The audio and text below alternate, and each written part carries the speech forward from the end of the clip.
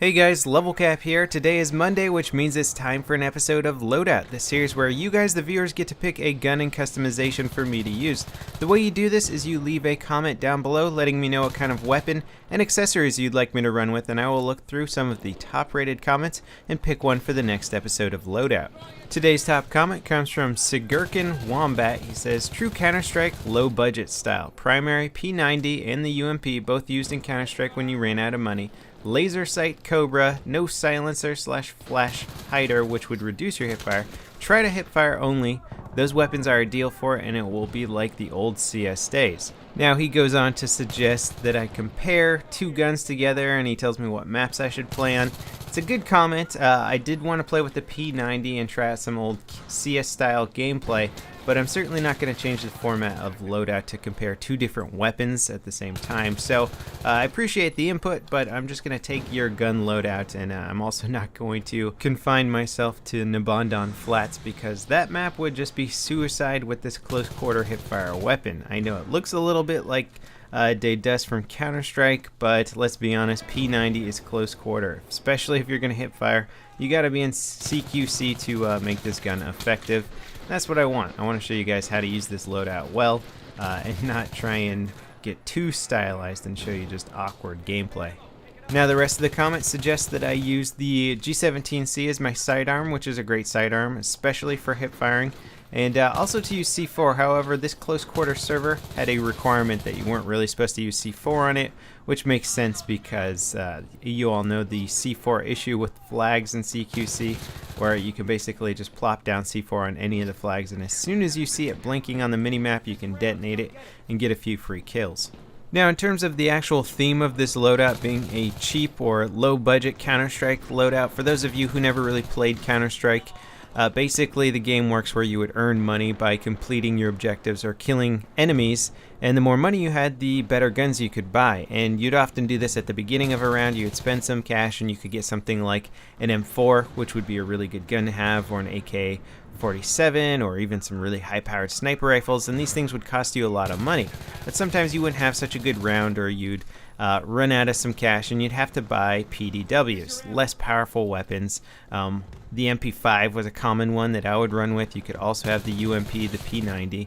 And these were some fun guns to run with, and it was kind of a neat format because it forced you into using some of those lower tier weapons more frequently.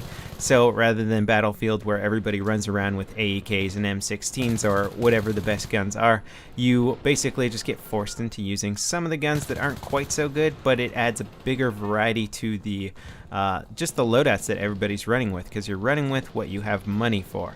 Now the P90 is one of the more interesting weapons, I think, just available in the world in general. It just looks so crazy.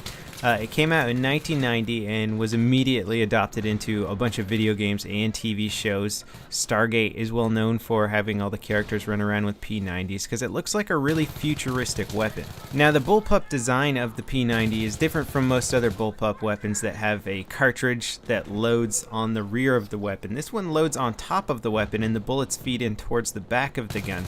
So the bullets still fire from the rear of the weapon, giving you a more compact design, and in the game they reward you by having less recoil. In real life, I imagine the gun doesn't have very much recoil either, because the actual initial force from the shot is coming from the rear of the gun, which will put the kickback force directly into your shoulder rather than having that kickback force start in the center of the gun like most traditional weapon designs like the M4, and it will kick the gun back a little bit more. This one just goes right into your shoulder, and it shows in game a lot, and it really makes the weapon good for hipfire circumstances as well. Now obviously the designers over at DICE are aware of how the gun performs in real life, and they complemented this by giving it really good stats in game for hipfire accuracy, and it actually has a very, very low hipfire spread of 1.0. That makes the P90 tied for being the most accurate hipfire weapons in the game, automatic hipfire weapons. And if you put a laser sight on there, the hipfire accuracy becomes 0.5 instead of 1.0, which is tied for the aiming down sight accuracy. So you pretty much have no reason to aim down sights with this gun once you put a laser sight on there. Now when you're running around, hipfire accuracy suffers a little bit more than say if you were moving while ADSing. Like if you're side strafing, trying to make yourself a harder target to hit, ADSing is going to allow you to shoot more accurate shots, while hipfiring is going to increase your spread just slightly. But at the same time, the spread increase is so minimal that it's really not going to matter for most close quarter environments. So pretty much just slap a laser sight on here, shoot from the hip, and don't ever worry about ADSing. To complement the 900 round per minute rate of fire, they give you a 50 round magazine. This means you're going to be able to take down multiple enemies before you need to worry about reloading. It's great for close quarter situations when you take out one guy and you have a pretty good feeling somebody else is around the corner. Rather than risking that reload, which is about 2.5 seconds for the short reload, you can just go ahead and peek around that corner. You usually have enough ammo to deal with the next guy. On top of that, if you aim for the head with this weapon, you're going to be able to drop people much faster, and it's going to allow you to chew through many more guys and save much more ammo. The one drawback on the P90 compared to some of the other good hipfire PDWs is that the maximum damage per shot is a little bit less than most other guns. In fact, if you compare it to the M5K, which is probably my favorite hipfire weapon, the M5K does 25 damage maximum in close quarters, while the P90 does 20 damage maximum. Now you might be thinking, well, what's 5 damage difference? That's really not that big a deal. They both shoot so fast, most of your targets are going to die really quick anyway.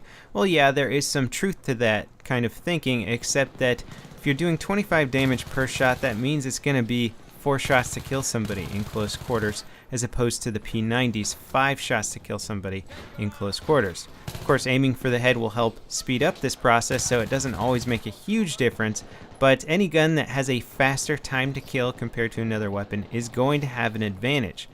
Sure, the M5K doesn't have as many bullets, so you can't shoot through as many bad guys at the same time, or it's less rewarding. If you're missing a bunch of your shots, you won't have enough ammo left over to deal with your target.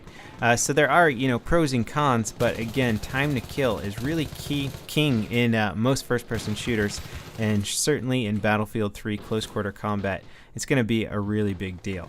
Now, if you want to try and look around the time to kill aspect of this weapon, there are a few cool little things that could potentially put this thing ahead of some of your favorite hipfire weapons out there. One of them is that the bullet velocity is significantly higher than some of the slower firing weapons out there. You look at the M5K or the AS-Val. The AS-Val shoots at 333 meters per second. That's really freaking slow. You compare it to some of the faster firing assault rifles, it's less than half the bullet velocity of some of those fast firing assault rifles. This means that long range targets or moving targets are going to be a little bit trickier to hit with this gun, and you're going to feel a little bit more responsive in long range. There were a few hipfire situations at the end of long corridors where I took a few sprays of guys running around corners and managed to get the kills on them. This is a pretty rewarding feeling. It's something that I felt like might have not happened if I was using the M5K.